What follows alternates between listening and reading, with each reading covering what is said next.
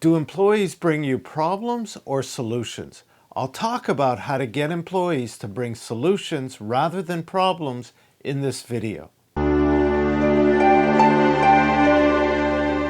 Hello, I'm Stephen Goldberg of Optimus Performance, bringing you practical tips and ideas on leadership, team development, and employee performance in the workplace. If employees are bringing you problems for you to solve, and you are taking the time to solve their problems, then you're taking on the role of problem solver for them.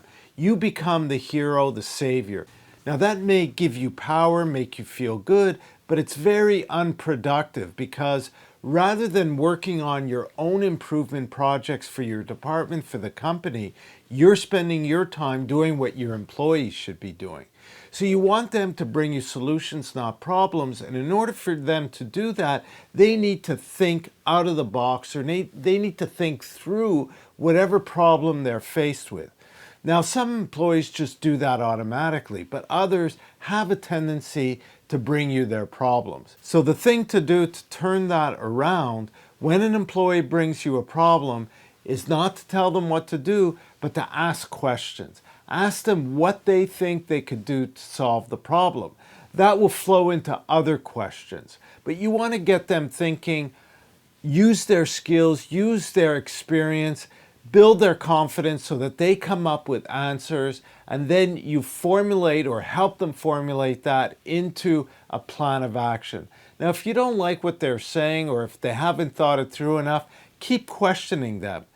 Challenge them. That's what you need to do. You need to get them comfortable with facing risk, facing change, tackling problems. It'll make them feel better. It'll make things much more productive, and you won't get bogged down doing the work of your employees.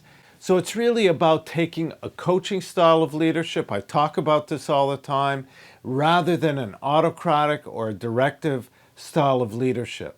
Now, of course, if the situation is such that it's really over their head, or they don't have any authority, they lack resources, yes, you have to step in and help them. But if it's somebody that keeps coming back time and again with problems that they should be solving on their own, and you know who those people are, then you want to switch around how you react to them.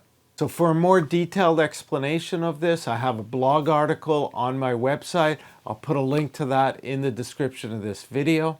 Once you help them formulate their ideas of what they could do, you want to summarize that, or have them summarize that in an action plan. It may be 1 or 2 or 3 steps, and then you want to set a date to follow up.